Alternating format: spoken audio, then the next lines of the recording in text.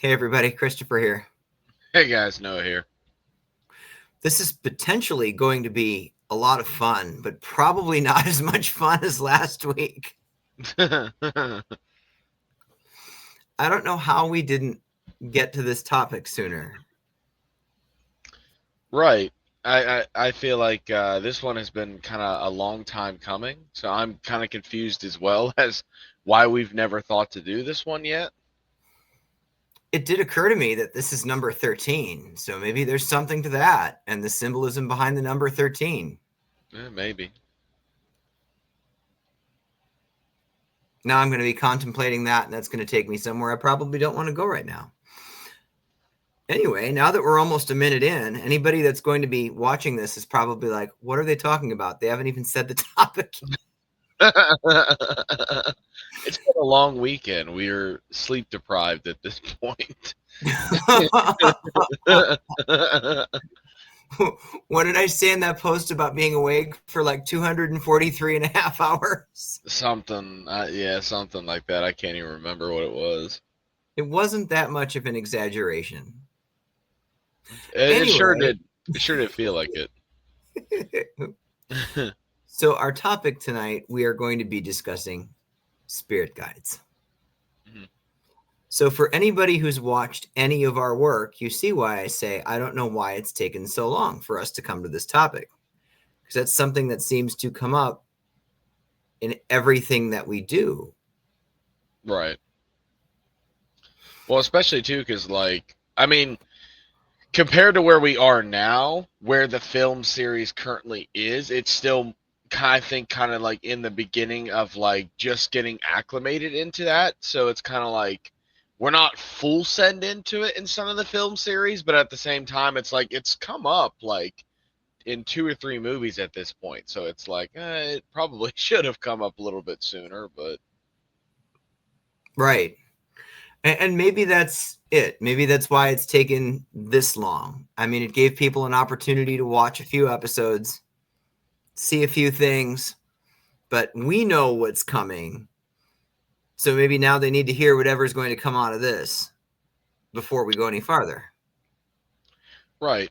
And I think it's going to be interesting because generally, like, we don't really, I guess we don't really have like a huge plan for where today's episode is going to go. So maybe that's why it might be a little bit fun, like last week's.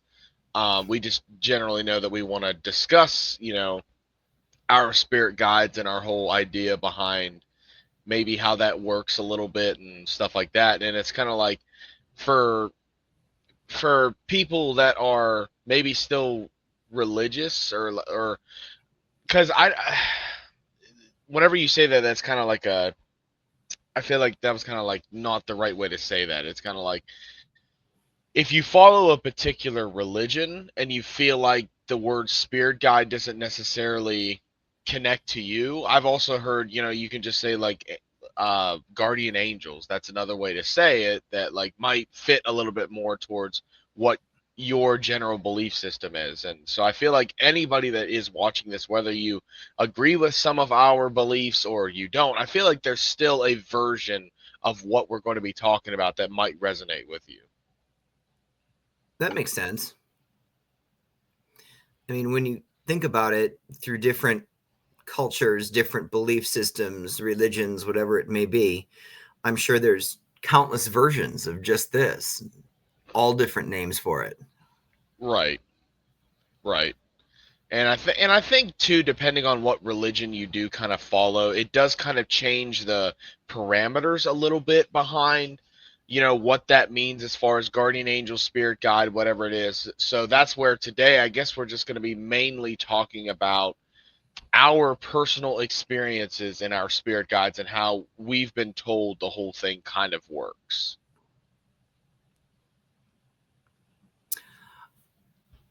I almost feel like when it comes to personal experiences and connecting to a guide, whatever, wherever that may go, I almost feel like you should go first with this because yours is in a way playing out in real time for people to watch.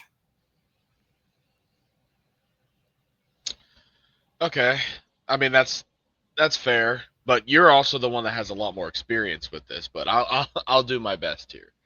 Um, so I, I am still generally new with the entire spirit guide thing because while I have been told that my spirit guide has been in my life now for the past year, I think I've really only started to really connect with her in the past few months, like 3 months total, like tops actually. Um, just because whenever she had first, come into my life, it was it was very much like I didn't know who she was. I was actually just at not this house, but the house that I was in before, our apartment, and I just started getting that feeling I get whenever there's something not quite right or there's a shift of energy in the room. And my dog Max just started barking in the corner like really uh, frequently. And I kind of got this idea like, I wonder if somebody's here. And it was so weird because like I never considered either of this house or the past house to be haunted. I never really had anything happen. So for stuff like that to happen, it was very strange. And so I started getting out pieces of equipment, and it led into I basically started asking certain questions and stuff like that. And I basically narrowed it down to I was talking to a female. She said that she wasn't anybody that was related to me that passed away or my wife, yada yada yada. And she wouldn't tell me her name. She would just tell me that information, but she wouldn't tell me her name. And I was like, all right, well, I kind of asked her, I was like, oh, well, not to like say this in a rude way, but like, why are you here? And she's like, oh, I'm just checking in to make sure everything's okay. And I was like, oh, okay, well, that's really nice of you. Thank you. So I was like, feel free to stop in anytime. And as time sort of passed on, um, she started to visit more and more frequently whenever I would notice her there, and I'd start talking to her a little bit here and there. And again, she wouldn't give me her name or anything like that. Fast forward into we create Crooked Path, we start investigating, and the Bill Manor is the very first time that really anything of the nature even came up because we were doing that Estes method at the very end of that movie. Or not Estes method, the Ouija board session. We were doing that Ouija board session, and I kind of had this idea, and I at that point I didn't know what the parameters of it were. I was just kind of like, I have this feeling that in some capacity a spirit is following me around. So like, do I have some sort of attachment? And it didn't answer yes or no. It kind of went to the middle of the board, and you were kind of like, I feel like whenever something like this happens, it's kind of like it's not really yes or no. It's more of like you're kind of right, but not really. There's a better word for it. So that's where we were like, oh, okay, well then can you tell me what it is? And then it says guide. And from there it was just the snowball effect of we started becoming I started becoming more and more connected to who that spirit guide was, which for those who don't know, who haven't seen any of that stuff, her name is Jane. And I believe that my connection with her, or I should say, why she's my spirit guide, is I've been told or led to believe that she was actually my mother in a past life. So whenever I originally asked, like, hey, are you related to me? She said no in the sense of in this current lifetime because I didn't even understand past lives at that point. I still was kind of in the dark on that whole thing. And now that we've become more and more kind of connected to her, um, that's where I've learned a lot more about my connection to her and how that all kind of works. And I guess I'll kind of like let you kind of chime in here too, since I've kind of talked for a minute on that. No, that's fine. Before I talk about my experiences, I just want to add a layer to what you were talking about. When we connect to Jane, when we talk about Jane, I associate her with one particular place, one particular location where, unfortunately, something absolutely horrible happened to her. She was a real living physical person. We've had this discussion that sometimes spirit guides can be ancestral. They can be a spirit of someone who was here living physically, and other times we feel like maybe they weren't. This is where we get more into the realm of using the term angels. But Jane is absolutely someone who was a flesh and blood person. She had a horrific life-ending experience in the early 1900s, and the first time I connected to her was in the location where that happened to her. And I spent a whole evening connecting to her, helping her work through what had happened to her, and helping her get in touch with a side of herself that she never really got to explore when she was there physically. And that's the fact that she was very, very psychic. Right. She never understood that. Actually, she thought what she was receiving psychically, she thought she was going crazy. She had a very, very hard time with it. So we worked through that. And months later, I was able to make a trip back there.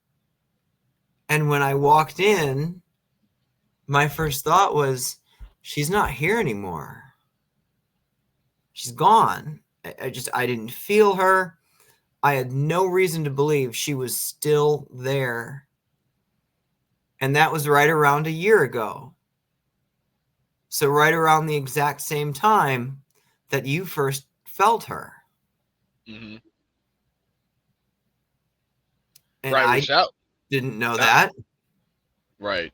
That was weird whenever we kind of timed that because we didn't quite piece that together either until like later down the road. We were just kind of talking about it, and we kind of like you. I think you asked me. You were like, about how long ago was she, like, when did she first pop up? And I was like, I don't remember off the top of my head, but I was like, oh, I know how to figure it out because I still have the video that I on my phone that I took whenever she first came in, because whenever this happened, I was like, I don't have my video camera. It's like down in the basement. And I was like, I'm not about to go get my video camera for this. I was like, I'll just use my phone.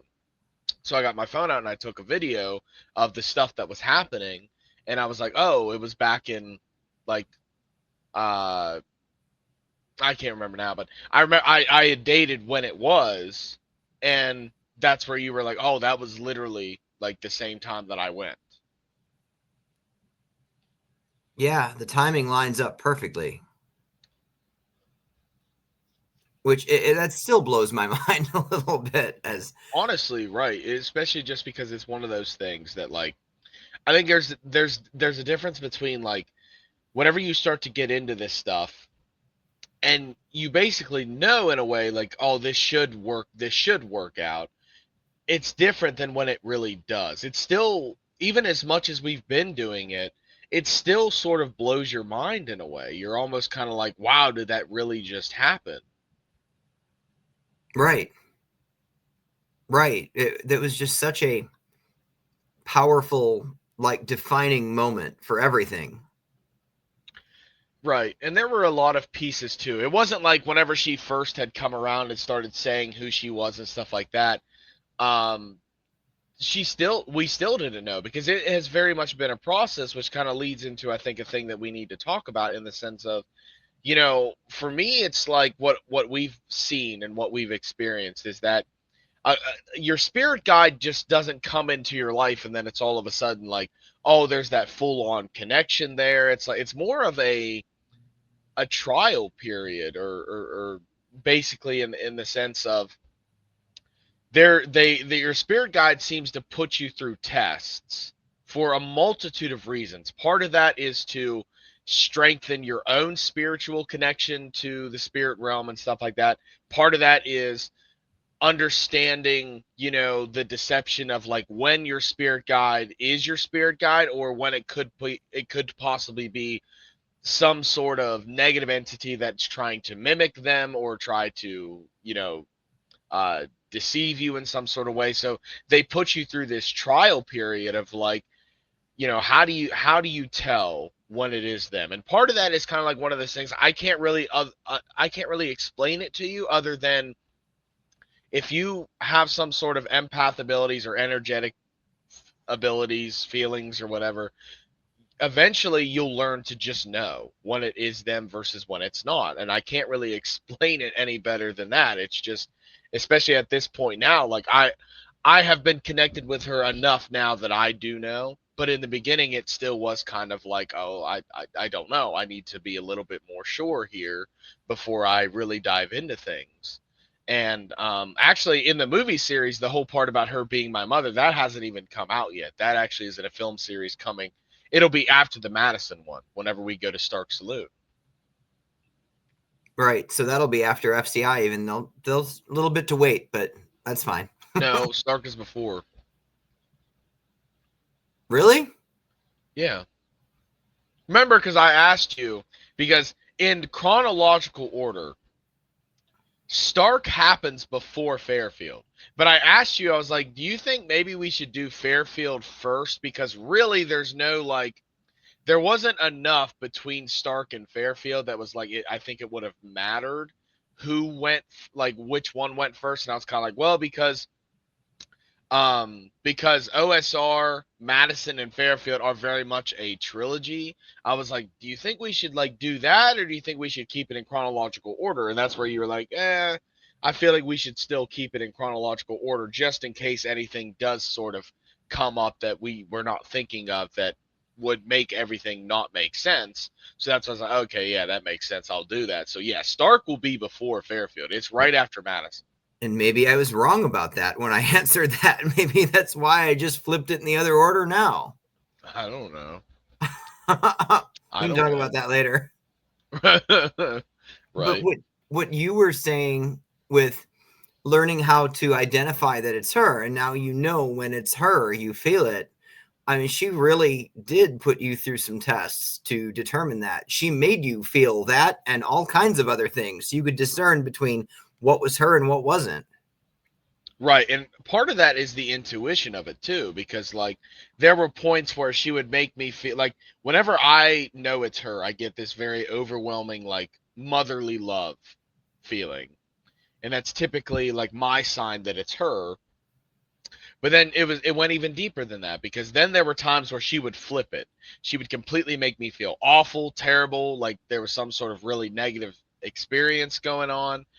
And I would have to sit there and use my intuition to be like, I don't think that's you, or I think that is you doing that. And then she would tell me like, yes, that was me, or whatever, or no, that wasn't me. So it's like it allowed me to sort of also get in tuned a little bit more with my own intuition of like trusting it a little bit more.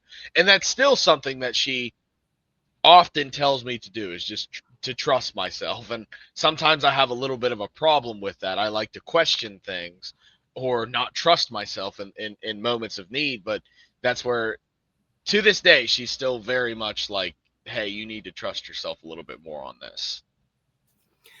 Talking through that process of how she tested you in that way is so interesting to me, because I know I've had my series of tests too. And one of them was determining when there was deception, when I was being lied to. But still, what I went through, the tests that I faced were still so different from the way you experienced that.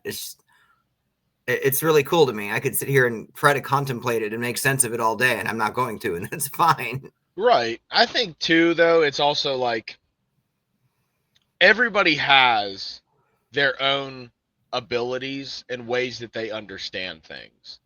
And I feel like they just seem to know, based off of, like the things that they know about you, or the things that they see about you and stuff like that. And I feel like that's where, like, for instance, like she had a long period of time before I knew anything, that she was my guide, right? She had a few months to sit there and kind of really get connected to me and really watch me, in the sense of understanding in this lifetime who I am, how I process things, yada, yada, yada. And I feel like that's what sort of allows them to decide how is it that they're going to test you, to have you understand what's going on. So for you, that's why your particular tests were set forth in a way that he knew, you were going to understand that, and mine were done in a different way, because if she would have done the way, like the ones that you had to do, it wouldn't have worked for me. I wouldn't have understood that, or it wouldn't, you know what I mean? I feel like that's probably what a lot of it has to do with. I have to wonder, since I mean we're so closely connected and our work is obviously so closely connected, did they like share insight with each other on this? I mean, was mine like whispering in her ear along the way, no, do this instead? No, honestly, like, I think so, because while, like, what I've been told in the Estes method recently, which was like, hey, when I have these intuition moments, is that me, or is that you, like, putting things into my head? And she just said, it is you. Sometimes she tries to, like you said, kind of whisper in your mind a little bit about, like, kind of pushing you in the right direction. But it is you and your intuition, and that's why you have to trust yourself. She just tries to help it along a little bit. So I would say, yeah, 1000%. That probably is a huge factor. Which, at the same time, I could then add into that: was she the person that was whispering in my head that night, when I just had this feeling of, like, I should just fucking contact you? I should just rip off the band-aid and do it. Right, Was she the one that was whispering in my head to just do it? right. And on the other end of that, I mean, you know how I keep saying it was amazing that I just happened to look at your message coming through at that moment. Right. For me, once a message gets buried, it can be buried for eons before I'll see it and respond to it. I'm the worst at responding to messages. Was mine sitting there and going, hey, look at your fucking phone? Right. Right. Right. I don't know. I feel like that's one of those things that we could probably go back and look at all the things that we've done and accomplished and stuff like that, and wonder about, how much influence did they really have in that moment that we didn't even really know. Right. Maybe one day we'll just have to ask them. Right. I feel like I thought of this the other day, because, like, um so for those who don't know, and I can kind of talk about, not like necessarily what we talked about, because some of it was kind of personal things that I don't want to get into, but we did, like, the funniest thing the other day on our ride home from our 3-day bender. I had this thing. I was like, I need to talk to Jane, because there was a lot of things that we had done over the weekend that I needed to talk to her about. And you were kind of like, well, I mean, we could do a session. Like, you could drive, and I could just lay back and basically do what I do and go to sleep and have a Estes method with Jane. And so that's exactly what we did. So as I'm driving home, you're sitting in the passenger seat next to me with the Estes method stuff on, and we're doing a full on session. And I told you afterwards, it really was the funniest thing. And I wish I would have recorded it on my phone or something, just for the simple fact that I could prove this to people. But it was the funniest experience, because you were out, because there were times in the Estes method where you're actually snoring in between what she's saying. And it was the funniest thing ever. So you were out. And there'd be times where I feel like she would pause what she was going to say so you could snore, and then she'd continue on like nothing ever happened. And we had a really, really good conversation. I don't even know He'd where I was probably going be with just about to speak, and then she'd have a moment of like, fuck, he's going to snore again. that. Right. And if I remember correctly, when I was getting settled in, didn't I start with my arms crossed? I do know you said something about how you wanted to do that. I don't think it lasted. I didn't wake up that No. way. Oh no, because, like, it didn't take long for you to, like, fall asleep, essentially. It didn't take long.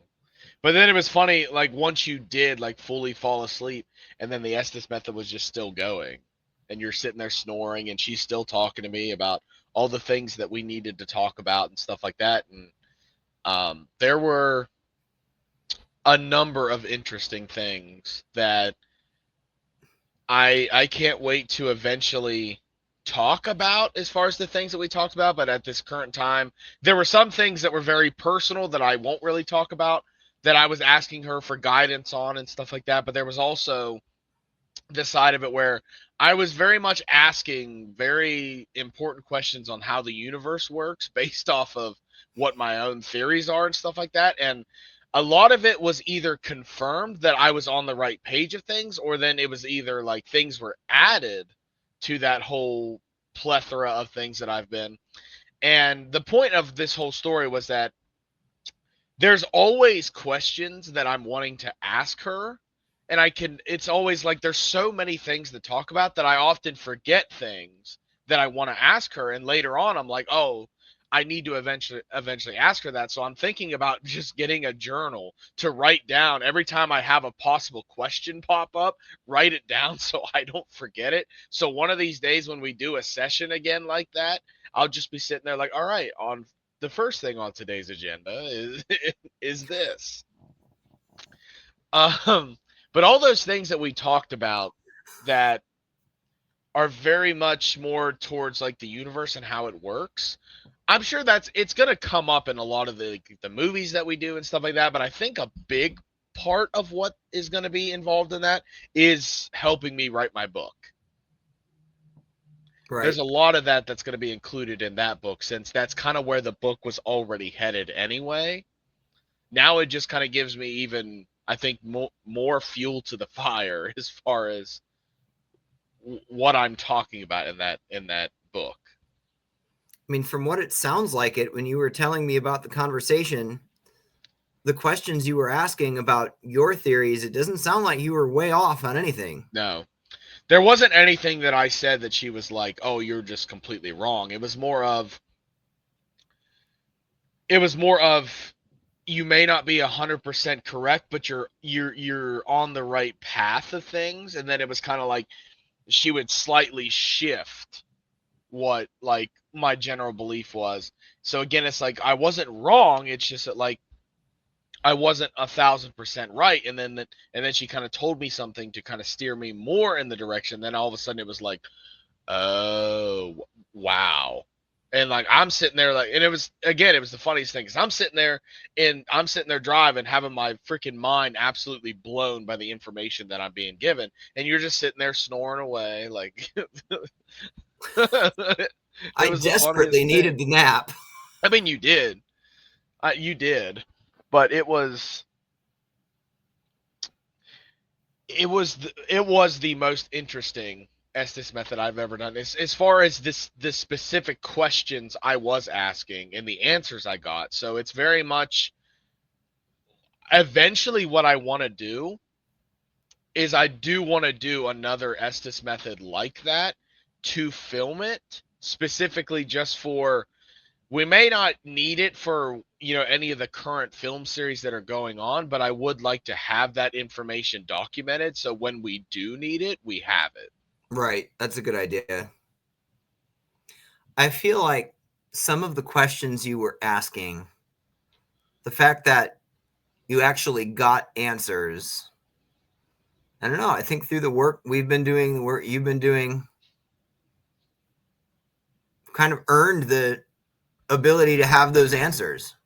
I think that was very much the way that she did kind of say that, as far as like, there were obviously a lot of things that I asked that, and it wasn't just her. I got to add this in. There was also your spirit guide that joined the conversation, and I actually can't say his name, and you know why, but for those who don't know why, it's kind of a complicated answer as to why I can't say his name. My general theory, and this is kind of why I wanted to talk to him, I had this general theory that because you believe that he was never a human person, that he's just a spiritual entity, I had this idea as like, oh, is your spirit guide literally like what we would consider an angel, like a spiritual entity in that sense? And so I had this idea, and I was kind of like, I wonder if he would answer if I just asked him. And it was the funniest thing because he's like Jane, where he has a sense of humor. Because I got done talking to Jane for a little while, and I asked her, I was like, am I allowed to talk to his spirit guide? Like, is that okay? And she was like, yeah, he's okay with it. I was like, okay. And so I was like, can I go ahead and talk to him? So he enters the chat room, and he comes through, and he's like, hello. And I was like, oh, hi. Like, this is very strange. Like, I've never actually talked to you directly before. Um, and he's like, yes. So I started kind of like, I was like, well, I just had this feeling that I needed to talk to you. Like, you had something important that you needed to discuss with me. So I figured I'd just go ahead and, shoot my shot with it and see if it went anywhere. And so I was like, so with that being said, like, I'll just go ahead and let you start. Like, is there something that you need to tell me today? And he's like, you're the one that wanted to talk to me. I was like, oh, okay, I get it. You're gonna make me ask questions. Okay, that's fair. That's a fair. I But it was guess it kind of seemed like you pick up the phone, you call someone who didn't call you in the first place, and you ask true. them, "What do you want?" It's like, what? Yeah, You call me? I guess that's true. I also just was like, I didn't know how to ask this question, so I just kind of ripped off the band-aid, and I was kind of like, we had this theory that you were never a human spirit. He goes, right, and I was like, I'll just rip off the band-aid. Are you an angel? And he basically said yes. Um, and it goes so much deeper than that too. But again, a lot of this I don't really want to. I don't want to get too much into it as far as specific things. But so therefore, as the conversation kind of went, it was very much that there were things that we were allowed to be told because we had kind of earned the right to know the answers to these questions. I also think too, because obviously as much as we're working on it, we're not going to stop working on it. It's kind of like, if we're going to be going down a path and spreading information like we're trying to do right now, we might as well have the right information rather than just be spreading utter nonsense. Right. So I think that was a part of it too, is that on one hand, there were certain things that we had earned the right to know as far as what our research has led into. And then there was the other side of it, like, they kind of need to just have the right information. So whenever they talk about this stuff, they're not just, utter buffoons, talking nonsense. But then there was very much the questions in which, like, they weren't able to tell me. And some of it was very much like, not at this time. Like, keep working on what you're currently working on, and eventually it'll come up and we'll talk about it again. So it's very much it's a ongoing thing where you're constantly earning the right to be given more information about things. But it's also kind of like, don't bite off more than you can chew at a time. It's like, here's your information that you were just given that just blew your mind. Work on that for a little while. Try to wrap your head around it, and then we'll talk about some more once you're once you're able to take that information and actually understand it a little bit better. Sounds like a great conversation. I wish I could have been there. I told you got to start like seeing if you could actually like figure out how to push your spirit out of your body, like whenever you talk about how like sometimes you go places, I feel like you need to learn how to like basically do that on purpose, so then you could sit there in the room with us and see the entire conversation going on back and forth. I could have just gone in the back seat and sat there. Right. You could I don't know, it would have been cool. All right, I have an idea for how we can work on this Uh-huh. for me to be able to do that. When Okay. I fell asleep on the stage at the Collingwood Art Center, they had all this equipment set up on the stage, REM pods, all kinds of things. And it was all going off like crazy the whole time I was sleeping, just this 15-minute nap. And then when I woke up, everything stopped. Nothing went off anymore. Oh. So the Second time I went there, it was with a number of the same people. We decided to do an experiment. I went to go sleep on the stage, which is no hardship for me. Anytime I get to go take a nap is a very good thing. Your mission is to go take a nap. I'll gladly accept it. They not only set up equipment, but they did some very specific things. Like they set up flashlights, and one person had a pendulum, and they were communicating with me while I was asleep and asking me to do things, asking me to move the pendulum in a certain way, asking me to light up certain things. They were communicating with me with the flashlight just like they would a spirit. And I was Wow. making it happen. So it is almost like I got up, stepped to the side, and was roaming around there at the Collingwood Arts Center and doing Wow. things. Wow. I almost feel like we should try to recreate that so I can get a better hold on it of actually being present and potentially being able to observe myself and listen to a session. Yeah, I'm down for trying that. That's interesting. That's cool. Yeah, it really was. I would love to work with that some more. Hell yeah. Hell yeah. When we're at FCI next, I'll just go take a nap in the monkey room. And we'll see what happens. Right. I mean, I did fall asleep down there recently. When Patience and I had the building to ourselves, I completely fell asleep sitting there at the table. Just Oh my god. Yeah, now I'm excited to try that cuz like that is interesting. And then I have to wonder like was that idea whispered in our heads right now like to try this and try to do this? Like is that important? right, because I haven't been thinking about this at all. I mean, it Right. hasn't come up. I And was then satisfied that second time that it actually worked, that I could just leave that alone and not revisit it. But now I'm thinking well, about it. and I think too the way that sort of like kind of leads into something else that could potentially be important for us to be able to do is for you to remote view, and that kind of steps into that realm of things. Right. Which, I mean, I know I have successfully accomplished that and accomplished the intention I set forth. I guess being able to refine it and connect all the pieces that come with it, I can see how that would be important, even though these are all things I have done just casually. Well, that's the point, is that like refining it and sort of like fine tuning it, so therefore whenever we would need to do it, it's not more of a question on like, oh yeah, I've done this once before so maybe I could do it. It's more of I've practiced this and I've become a little bit more of a pro at this, so we can do this. And I I feel like there is going to be a time where this is something that is very important.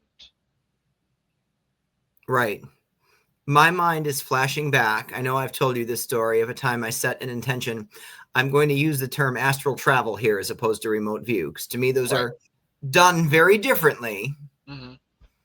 But I did set an intention to astral travel to a particular location, and I landed there. I landed right in the kitchen and wandered around the house until I ran into a person. And that just pulled me back into my body. And the next day, by coincidence, I ended up at that location. I woke up from my astral trip with a message asking me if I wanted to go there. And I Wow. saw the person I ran into, and he freaked the hell out when he saw me. Right. Wow. So So yeah, maybe I that's mean, the part of it, part of perfecting this. Maybe I will have to make sure that I'm undetected. there could be a number of things why. You know what And I why do mean? I get the feeling that avoiding a living person is a lot easier than avoiding spirits I mean, in that because like circumstance? I feel like because like whenever you're doing this, you're essentially entering their realm. Right.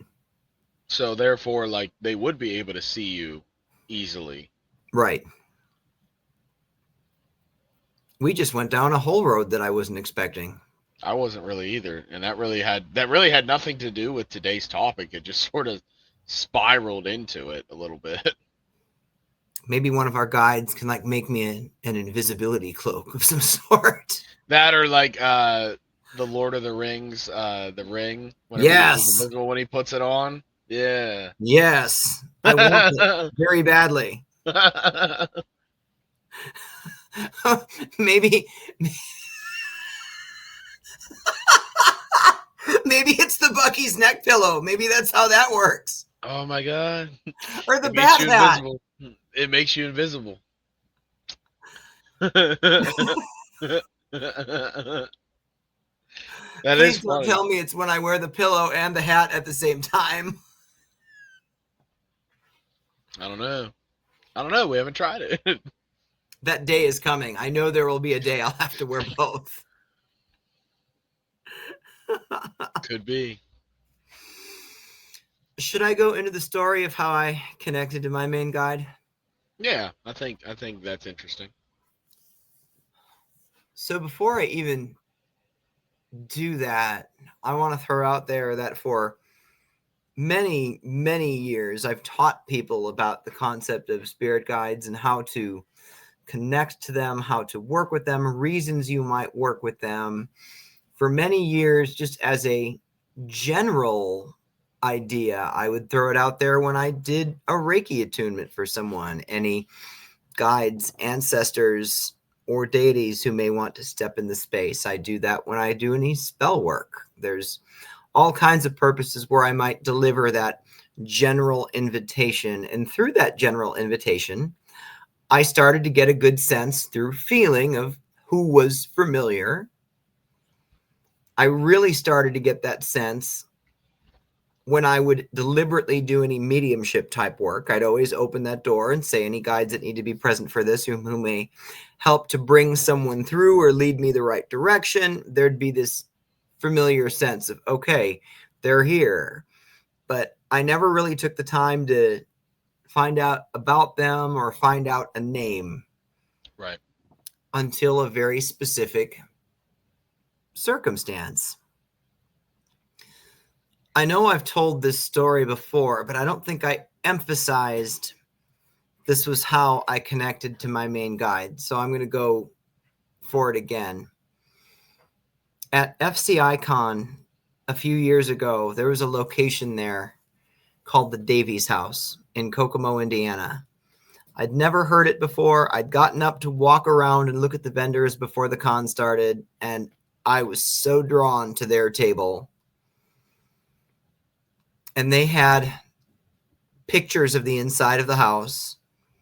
And this woman did not know me at all. And I stood there at her table, and it's like my hand shot out of my body and landed on one picture, a picture of a bedroom. And I said, "What's the story of that bedroom?"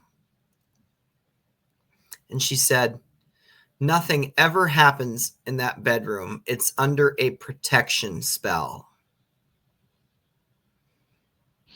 And I thought, bullshit. Maybe there was a protection spell attached to that room. But this idea of nothing ever happens there, I knew that there was something very important connected to that bedroom.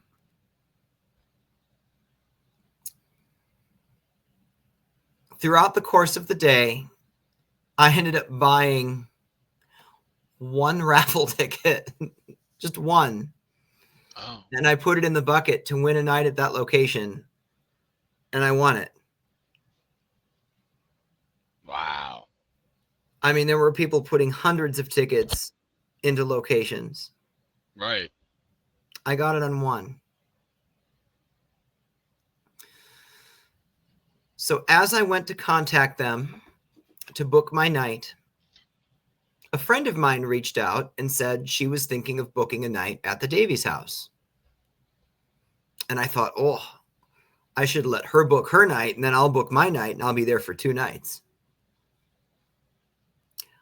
Not only did it work out that way, it just so happened to be the nights we picked were the last 2 nights they were open for investigation. They were closing their doors due to a family split.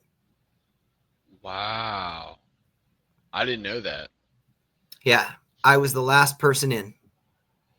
Wow. When I went the first night, the first date was the night I booked, not the night my friend booked. So I was there with different people both nights. And they were nice enough to let me stay in between. So I just spent the whole day in the house writing, getting some work done. That is one of the most active places during the day I've ever seen. Just shadows everywhere, noises everywhere. There were times where I wanted to go upstairs and make sure somebody didn't break into the house. It was so loud up there. Wow. When we got there on the tour, all I could think about was, I want to go to this bedroom. And he ended up skipping that whole floor and going upstairs first. So I'm like dying. I'm almost in physical pain. I want to get in that bedroom so badly. But while we're upstairs, I saw a Ouija board sitting on the shelf. And I thought, oh, maybe I'll go out to my car and get mine. And then I thought, no, I'm going to come up here later and I'm going to use this one. Something's telling me it's really important that it's this one. So we went back downstairs, finished the tour. I got in that bedroom. When I walked through the door, I almost fell. Like I almost collapsed on my knees. The energy was so strong. It wasn't negativity. It wasn't anything dark. It was an affirmation to me that whatever was going to happen in that bedroom or whatever was connected to that bedroom was extremely important. So the tour guide leaves. We're left to our own devices. Mm-hmm. My friends are sitting in the living room talking, and I decide to go upstairs and use the board. I felt like I need to do that before I go into that bedroom again. And I asked on the board who was there, and it spelled out Robert Davies.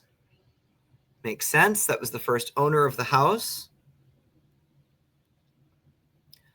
The first question that came to my mind to ask him was, are you okay with us being here? And he said no.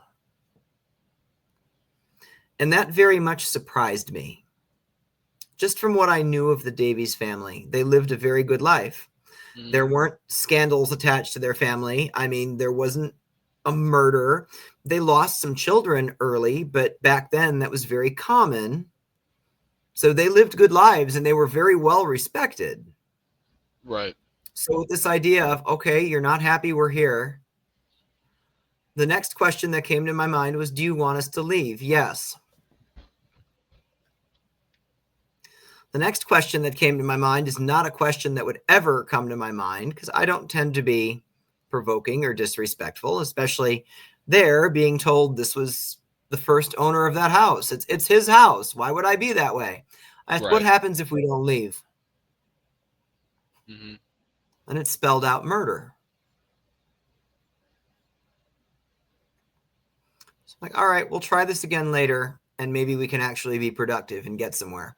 So I ended the session. I stood up. I was looking out a window, and behind me, in the reflection of the window, I could see something come up the stairs. This tall, dark figure came up the stairs and was standing behind me.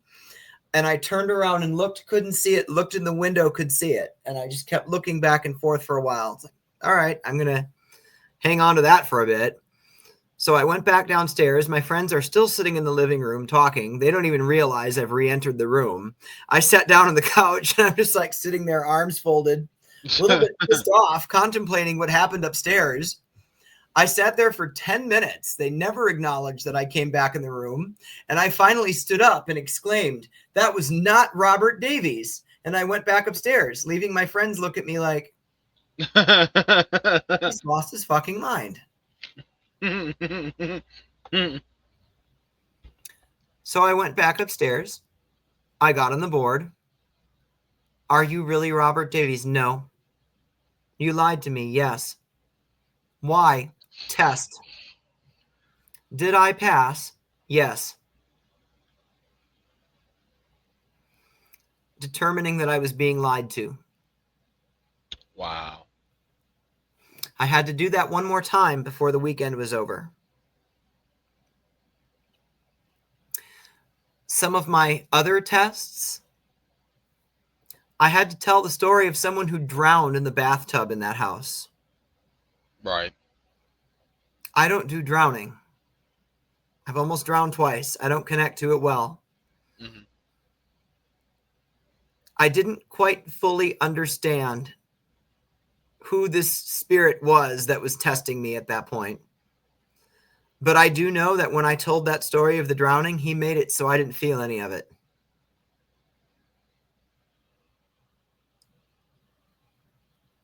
Wow. Another one of the tests was helping a woman who'd been hanged. Well, she took her own life. Okay. Helping her leave, just getting her out of the house. Oh.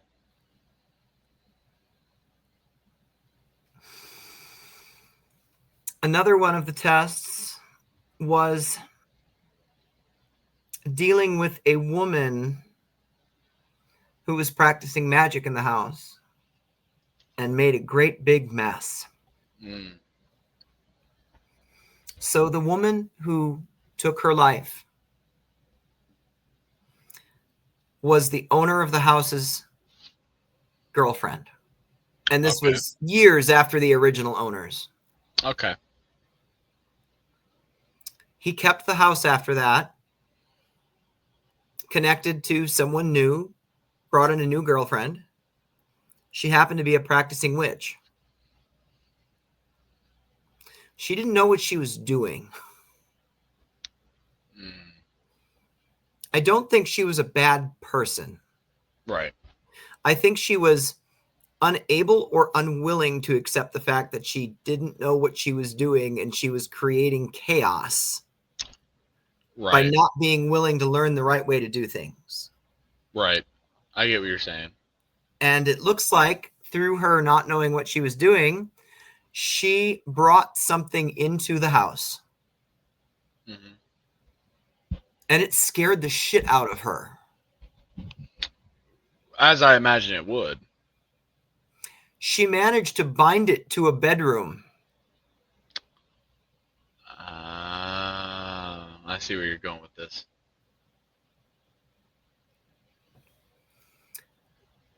So as I'm falling deeper into this and starting to ask questions, I got around to asking the question, are you what she brought into this house? Did she bind you to that bedroom?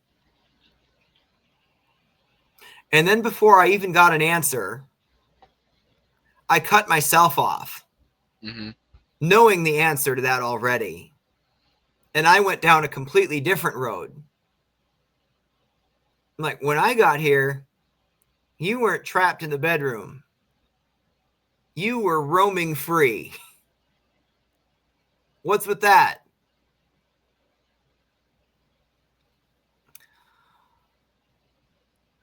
I had found after that the obituary of the woman who had done that. She'd passed recently. Really? Mm-hmm. So her threads were starting to deteriorate. Okay. So somehow here he was just stuck in that house. By the time I got through the 5th test, I was starting to feel a fondness for this spirit. And I was starting to think, I don't want to just leave here. I kind of want him to go with me. Mm-hmm. And I asked if that was a possibility. And it was a very clear yes.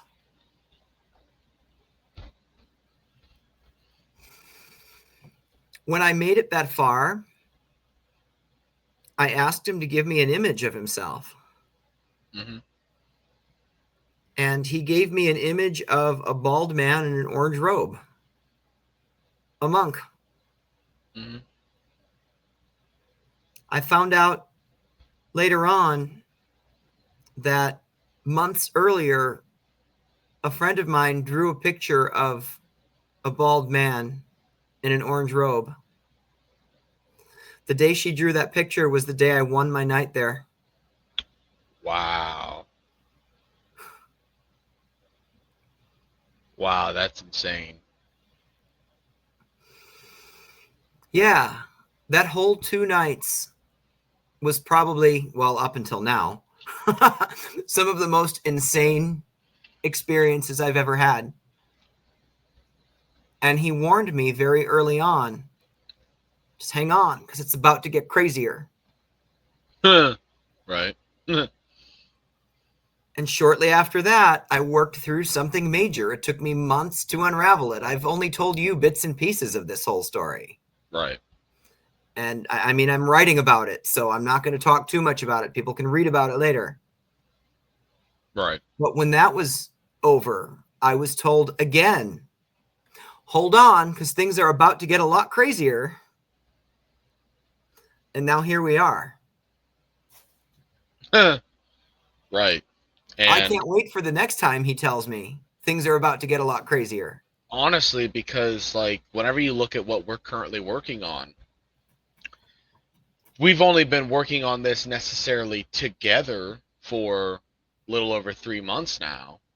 But Right. the story that's been unraveling, I could say that it's been unraveling for, you know, 2 years, because that's about true. Right. I could also say this has been unraveling for many lifetimes. And eventually people will understand why I say that and what that means. That's very true. So, Now that I've told that whole story and sat back and reflected on it, all of those tests that night are starting to become clear to me why they happened. right. I mean, the whole idea of working through the drowning. I know people haven't seen a lot of it, but how often do we get references to water or going to the water or someone who drowned? Right. Right. You're 1,000% correct. There's a reason behind it, and it's specific to you. Right. So, like for instance, a thing that I've noticed a lot recently.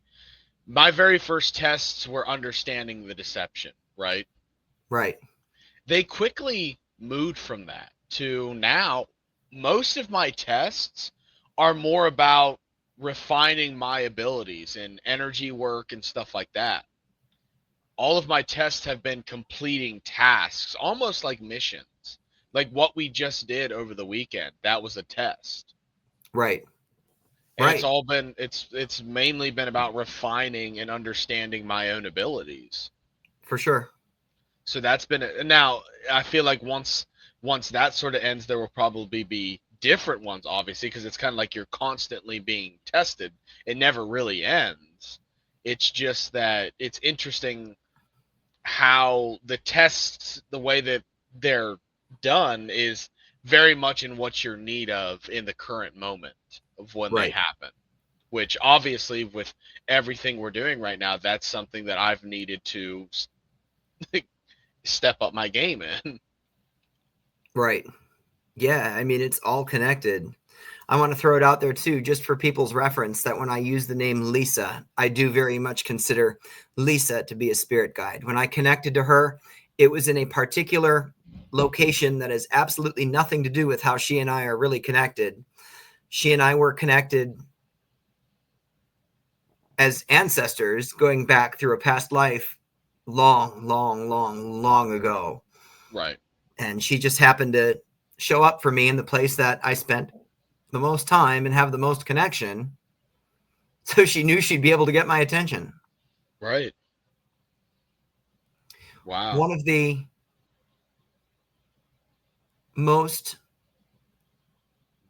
powerful things she showed me so far is that when I agree to channel a spirit in a certain way, like the woman who took her life at the Davies house, I more or less let her in to channel her to help her out of the house. All the way upstairs, I was seeing and reliving the last moments of her life. Right. Because I was seeing things through her eyes. Right. Lisa was the first one who showed me that. Because she was blind. Mm-hmm. So the first time she showed me through her eyes, the awareness that my hand is up, it's in front of my face. I don't see my hand. Wow. And I mean, I've had to make certain decisions because of that. Right. Like a location asked me to help someone out. They wanted this spirit out of their place. She was absolutely trapped. This was at a hotel. Mm-hmm. And I knew that the journey to get her outside, it was going to be so long. And I was like, wait a minute. I can't do this with my eyes open. Because if I have to feel what she felt all the way up through that last moment of her life, no, I'm going to walk outside with my eyes closed. So you're going to help me get out there and make sure I don't die on the way. So Right. picture me walking through this hotel and spa with my eyes closed, people helping me just so I could go outside and like collapse on the ground. And now there's this crowd gathering. It was very dramatic. Oh my. That's funny. Oh, I'm not sure what just happened here. I saw it that time. Mm-hmm. Wow, I don't know why that was. Feel like that in itself is going to end up. I know we've kind of talked about that topic before as far as like past lives, but I don't think we really was able to. I mean, all of these topics, like today, like we are just over an hour now, and really we didn't even get to talking too much about our theories behind spirit guides. We more have just talked about our personal spirit guides today, which isn't a bad thing. I think we do kind of have to preference that maybe even before we eventually talk about our whole theory behind what they are, where they come from, how it works type of thing. Right. So it'll be one that we continue. There will be another part of that, but whenever we talked about past lives, we definitely didn't get into a lot of the particular things, and a lot of that is just due to all the ongoing information we're being told about our specific past lives, even past lives that we've lived together. Right. um it gets really insane, and so I feel like that is something we'll eventually have to cover. Right. Yeah, I'm not quite sure why he decided to come through right now. Oh well. I don't know. He's always there, waiting to cause trouble.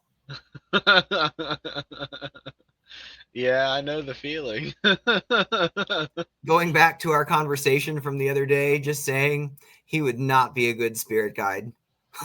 well, well, I guess we should probably wrap it up for today since we're a little bit over an hour. And again, we could talk about this all day, so that's why it's probably going to have to be another part, like a part two or something like that, where we dive a little bit more into our actual theories of this topic rather than just the stories behind our spirit guides. But this was a good start, I think.